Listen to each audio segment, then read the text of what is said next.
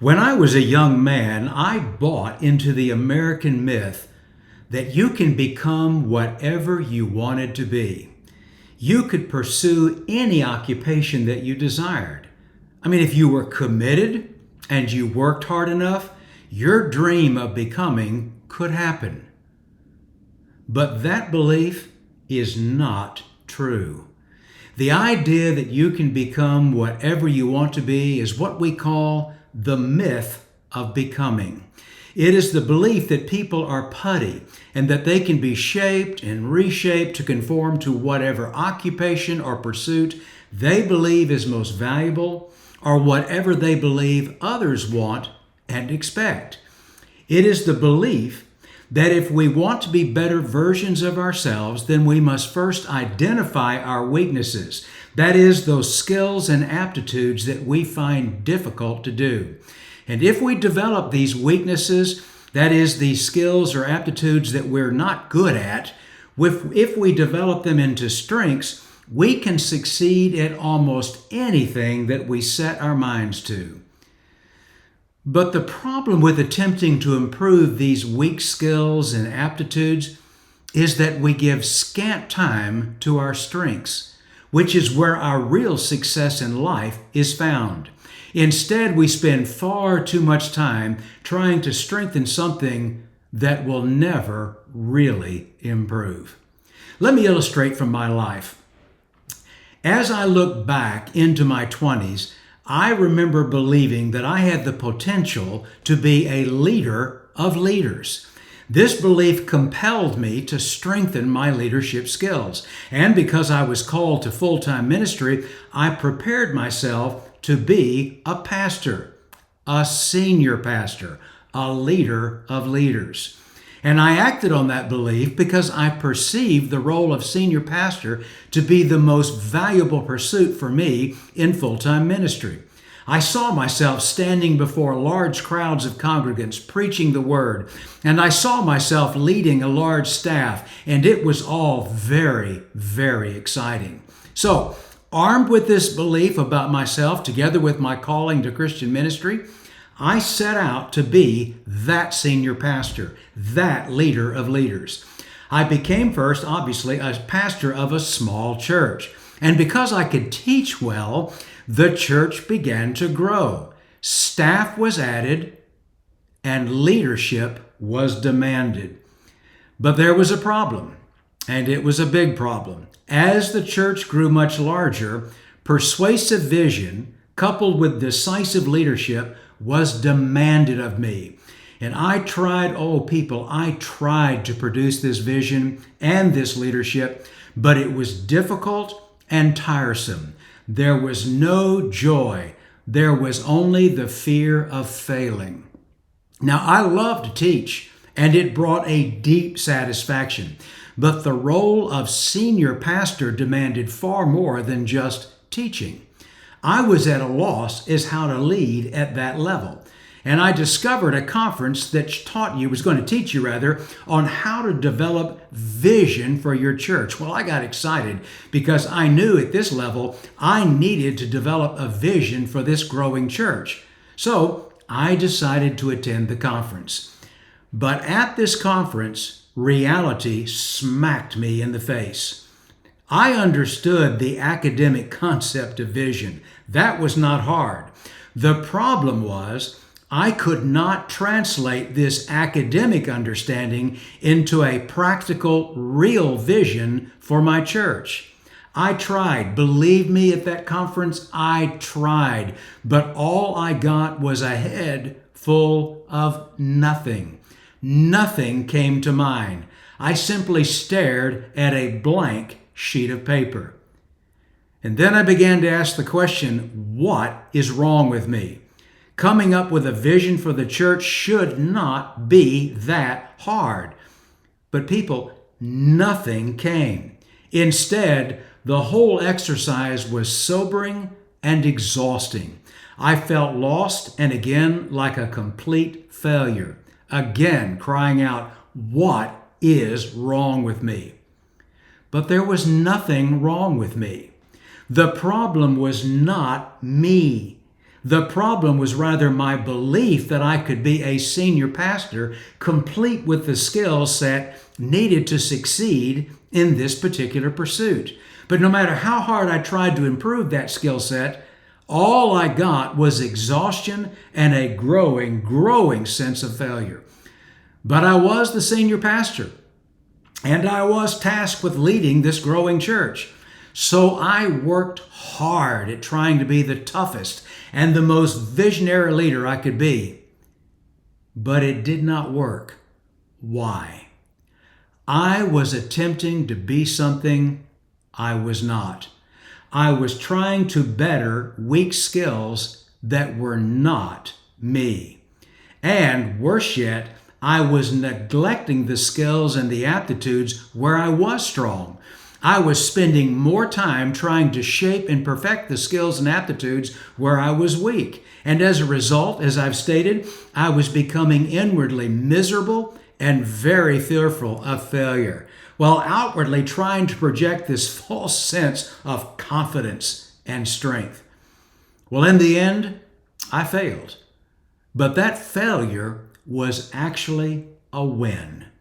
I would later come on staff of a large megachurch where I had the front row seat to observe a gifted senior leader, a gifted senior pastor. Please note, I said gifted senior leader. By gifted, I mean that senior leader was designed by God to be a senior leader. He did not work at trying to be that leader. He simply was that leader. He could not help but be that leader because that is what God designed him to be. Now, that's not to say that he didn't work to perfect the skills of being a senior leader, but he already had those skills to develop. They were strengths already resident within him. That senior pastor, like every other human being, is a masterpiece designed by God. The psalmist put it best when he wrote, "Thank you for making me so wonderfully complex. Your workmanship is marvelous. How well I know it." So what am I talking about? Well, I'm pointing out the truth that every human being has a God-given design, a unique way of doing life. Every person has what I call a unique story. Your story is your unique, your God-given design. Let me explain. I said every human being has a story, and we're going to come back to this word story, S-T-O-R-Y. It's an acronym, and it represents a God-given story that is unique to you. That story can best be described as a distinct way of functioning.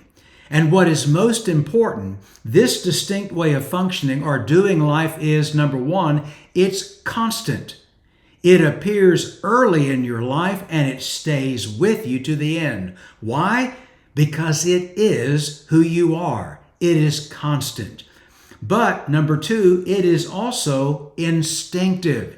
You will do it without really thinking about it. You cannot help but do it because it is you. And thirdly, it is also knowable. Here's what happens. When you examine activities or accomplishments that you enjoy doing and you felt a deep sense of satisfaction, when you examine these activities, what you will see, you will find recurring activities, repeating patterns that paint a picture of a story of you that is the you were designed to be by God. So, how does one discover that story? Well, your story is shaped around 5 behaviors. It's what the experts call motivated behaviors. Motivated behavior is what you naturally do. You do it over and over, again and again, and you do it in your life without really thinking. The reason you do it is because it's you. It's who you are. It's who God designed you to be. And that behavior is constant. It is an instinctive behavior that you love to do. It is activity that is natural to you, and it brings a deep sense of satisfaction to you when you do it. Motivation behavior defines, it shapes your story. Now, I'm going to use the word story as an acronym to reveal these 5 motivational behaviors that shape your life. Let me give them to you very quickly, and then we'll go back and examine them in a little more detail. Beginning with the letter S, it stands for strength. That is motivated abilities. These are the natural talents, the skills that you do without really knowing how you do them. You just do them. The T stands for topics. That is motivated subject matter. These are the subjects that you are naturally drawn to. These are the ideas, the things that turn you on and get you excited. The O, it stands for optimal working conditions. That is motivated circumstances, or the ideal conditions or environments where you function best, where you excel, where you do your best work. And then the letter R stands for relationships. That is motivated working connections. It is the way you best function around people in general, as well as how you respond to those in authority. And then finally, the Y, it is the yes. It's what we call the motivated payoff. It is the singular outcome that you instinctively seek with any activity that you pursue. This payoff is what brings you that deep sense of accomplishment, that deep sense of satisfaction. When you achieve this payoff, everything in you lights up and you go, yes. So let's back off now and look at these in a little more detail to try to get a little bit of understanding. Now, I could spend hours on this. We're not going to take the time to do that. What I'm wanting to do is to introduce to you to this concept of motivated behavior to help you begin to examine your own life. So coming back to the letter S, strength, that is motivated abilities. I said these are the natural abilities that an individual uses to accomplish a desired result. And these abilities stand out not because of what they accomplish, but because they accomplish so much with so little effort. When you're doing the stuff, using the skills, that is the strengths that God has given you, those motivated abilities, people will ask you, how do you do that? And typically your response is, I don't know. I just do it. Maybe that ability could be working with your hands. In other words, you're using your hands to create something. Or you're operating tools or machinery, speaking publicly, leading, teaching, writing, selling. That is one that's in the business of selling, acting or performing. I mean, I could go on. The list is endless. There's so many of these. The important point for you and me to recognize is these abilities are God-given abilities because you do them with so little effort. They are part of you. You can't help but use these natural abilities. They are what you are.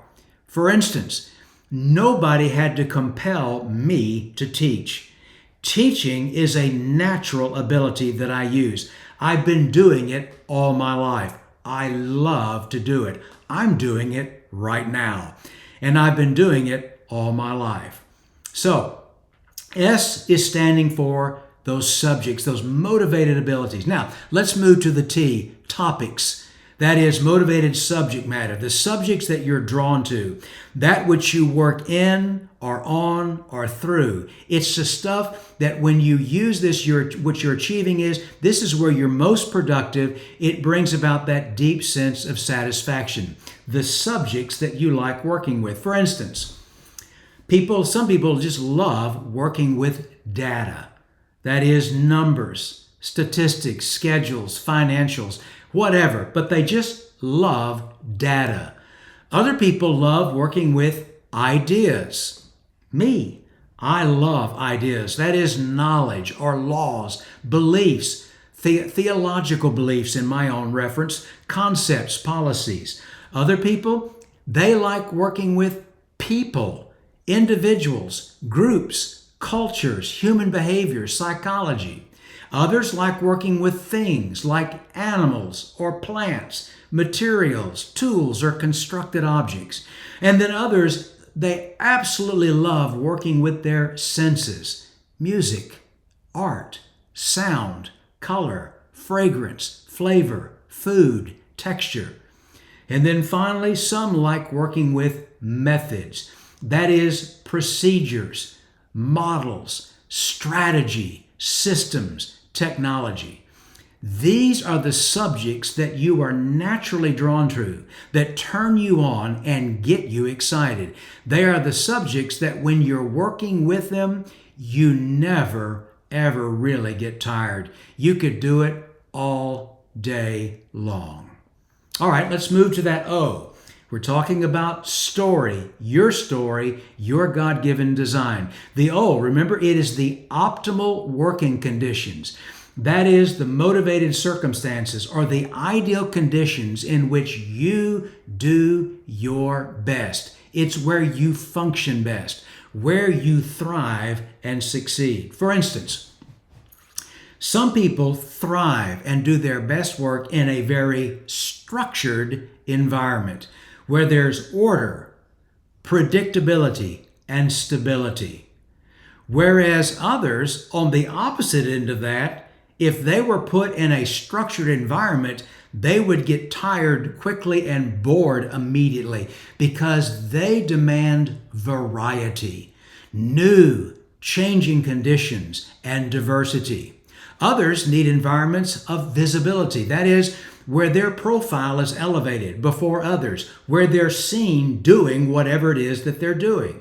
Others work best in environments where they are measured, where there's objective standards for comparison, where you're working on a line and you've got to get 10 widgets completed. And when you get 10 widgets completed, you look back and go, yeah, yes. And then others, they need environments where there's a challenge. That is, problems to be solved, obstacles to overcome, difficulties. They thrive in those kinds of environments.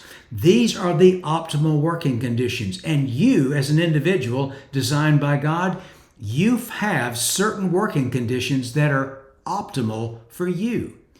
Then we move to the R, relationships. That is, the motivated working conditions, the way you interact with others to accomplish meaningful results, and how you also relate to those in authority over you. So when it comes to accomplishing a task, people generally fall into three categories. You have what I call the people who are solo. These are the people who like working alone. It doesn't mean they don't like people, doesn't mean they don't function around other people, but where they get their best work done is when they are working by themselves and they're not responsible for other people. But others, they love working with a team. They don't want to be alone. They want to be a part of a team, working within a group where they're accomplishing that particular goal. The other day, I was talking with a young lady, and she was frustrated because her job now was requiring her to operate solely by herself. And she was telling me, I don't do well there. I work better within a team. What was she telling me? She was giving me a part of her God-given design. And then thirdly, there are those who, when it comes to accomplishing a task, they're what I call the boss. They're the supervisor. They're the ones that are actively leading others to accomplish the goal.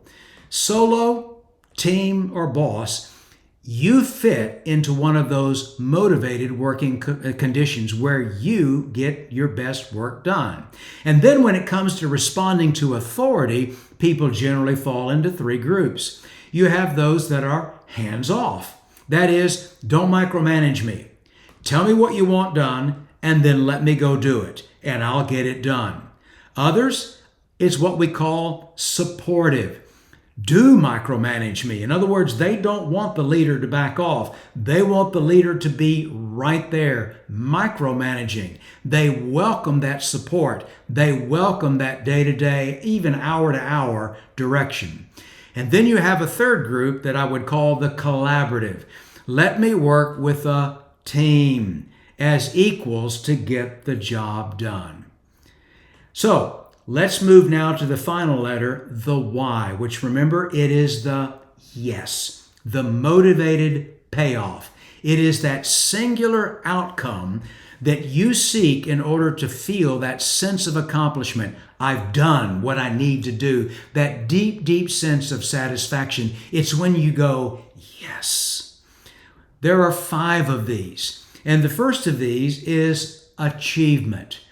People that have achievement as their motivated payoff, these are people that have a drive to finish. In other words, for them to feel that deep sense of satisfaction, the payoff is to complete what they started. Some of you can identify with this immediately. You know that if you can't finish what you started, you are highly, highly frustrated. These are people that want to get the job done and get it done right. Another group is what we call performance. That's their motivated payoff. These are the people that have a drive to exceed. What I mean by that is they want to be the best. Wherever the finish line is, they're not content on finishing. They want to go way beyond the finish line. They want to stand out, be the best, be key, gain the recognition. Your best salespeople often have a performance payoff in their life. This is how they operate. And if they can be the best salesman, this is where they feel that yes. Others have a payoff that's called process. By that I mean they have a drive to further. They are the people who like to move whatever it is they're doing down the road just a little bit further, to pioneer something new, if you will, or to advance an idea. Whether that idea or whatever that project is, if it never gets completed, that's not the issue. The issue for them is, I've taken it up one step, it's further down the road toward being completed. A lot of your research people fall into this category, and they're driven by this. It's the payoff they seek when they set out to do something. Another one, this is the fourth one, is impact. This is the drive to change. That is to improve, to influence behavior, to gain a reaction. Whatever it may be, the drive is to bring about a difference, to bring about change. This is me. This is exactly me. When I'm standing in front of a group of people, whether it's a large group, a small group, even when I'm looking at this camera with you, my whole payoff is if I can bring about change in your life, take your life and move it and see it grow and develop, everything in me goes, yes.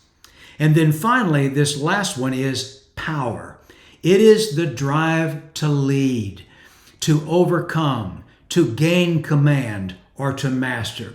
These are the people, their whole payoff is, if I can overcome something, I can lead something or someone, whatever the case is, I get command or master of that, I feel that deep sense of yes. All of these 5 form your story, your God-given design. So the question that I ask you is, what is your story, your God-given way of doing life? And if you're uncertain, I challenge you today to begin discovering your story, to begin to take a step back and ask yourself about each of these 5 areas. Begin to take a picture of who God made you to be. Because I know that for many people, the trap they've fallen into is they're trying to live out the expectations of others or whatever it is that they believe is the most valued in society. That is a massive mistake. You need to know who God made you to be and stop trying to be someone else or whatever it is that you believe people want you to be. You are not them. God made you, you. You are unique. And when you understand, when you begin to get a handle on who God made you to be, and you're operating within those parameters, I'm telling you, life gets to be fun and you accomplish much. And as you do, there's that deep, deep sense of satisfaction. You are doing what you were made to do. It's like that.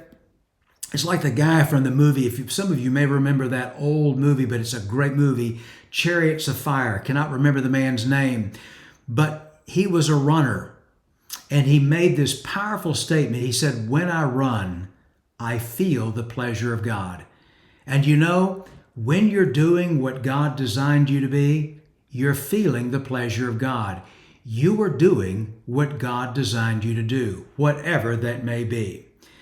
And for me, bringing us full circle back, when I finally awakened to the reality that being a leader of leaders was not who God designed me to be. That doesn't mean I can't lead. Of course I can. But I was not made to be a, quote, senior pastor, a leader of leaders. That's not who I am. I was designed to be exactly what I'm doing, a teacher. And when my work began to move into that arena, which it did, and when I began to do that, oh, the joy that I would feel, the deep sense of satisfaction that I would feel, the ability to lay my head down at night, going to sleep with the sense of, you know, God, today I did what you made me to do.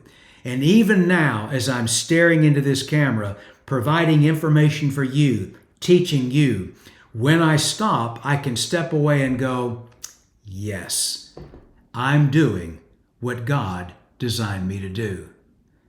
And the question I ask you, how about you?